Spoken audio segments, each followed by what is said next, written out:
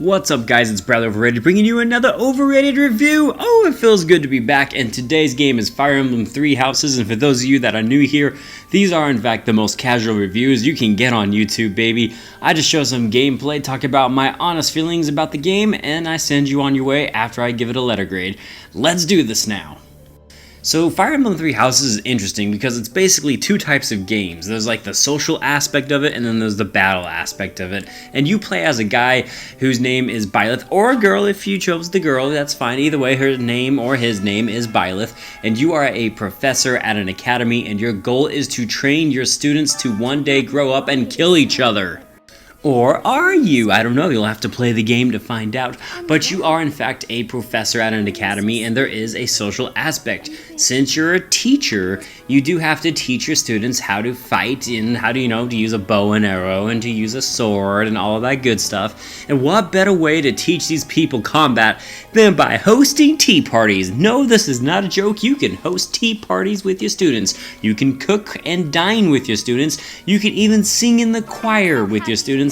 And somehow all of this translates to being able to kill your enemies. It sounds really weird, but ultimately in the end, this game pulls it off. I can't believe how much fun I had doing these what seem very trivial activities with my students.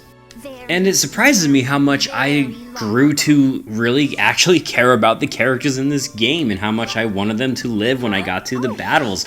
And then there were some characters who I intentionally let die, only like 10 of them. I mean, come on, it's not too many. I only had like 8 people by the end of the whole thing. But a lot of characters can die if you don't care like I do, and it makes it for a lot more like Game of Thrones. So it's kind of the way I prefer to play, but if you want your characters to live, you can take your time and do all of that during the fights. I just really like how the character development goes in this game. I think it's excellent. It's a lot of fun. And what's really impressive about it is how every single character is individually voice acted. And we're talking around 30 characters, and all of them have their own unique personality and voice. It is awesome. If it's one thing though I don't like about the game, it's some of the mini games that you play. For example, you can do gardening and you can plant things and you can harvest them. It sounds like a fun little side activity, but all you do is you basically select the seeds you want to grow, you come back next week and get some items. It's not very fulfilling in any degree, and neither is the fishing minigame. You just push the A button basically to catch fish. It's really easy and it's stupid. And then another thing I don't really care for necessarily, while I love the character designs in this game, the backdrops are ugly. The battle scenes aren't that great. They don't actually look better, despite being in HD now, than the 3DS Fire Emblem games. They're just kind of there. It's just not very artistic, and I have to be honest, it was kind of a letdown to finally get an HD Fire Emblem game and not see that much detail in the background.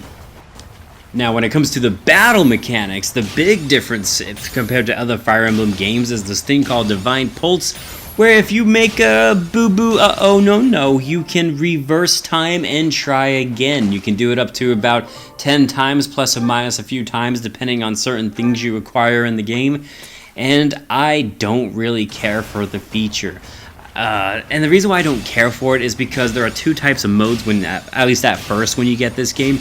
There's casual mode and there's the traditional mode, and traditional Fire Emblem game is where if your character dies, they stay dead. That's it. You don't get a reverse time and try again.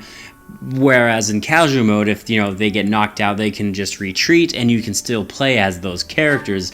And I feel like if you're going to just give them the Divine Pulse in the traditional aspect where they can permadeath essentially, why even bother having that feature in there? If you don't want your characters to die, just play the casual mode then. And I do understand to a certain degree why they put it in. It is really nice when you're an hour into a fight and you accidentally aren't paying attention to, let's say, your main character's health and he gets knocked down. You have a chance to say, oops, sorry, let me try again. I get it. It's more of a way to help you save time than it is for you to cheat the system.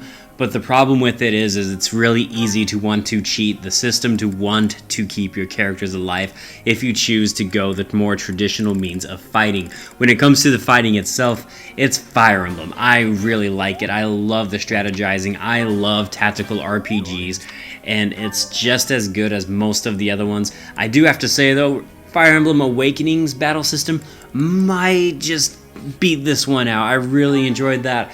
But all the same, if you've played a Fire Emblem game, you know what you're getting into going into it. And that kind of concludes everything I just wanted to talk about this game. I hope this gives you a general idea of what this game is about, because now it is time for the letter grade.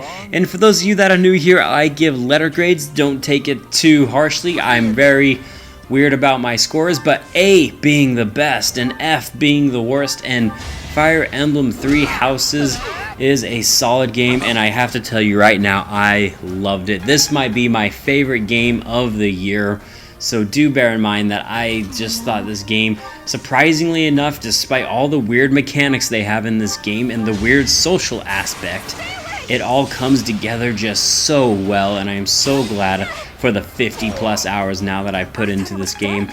I give Fire Emblem 3 Houses an A-. And it gets an A- because it hooks you in.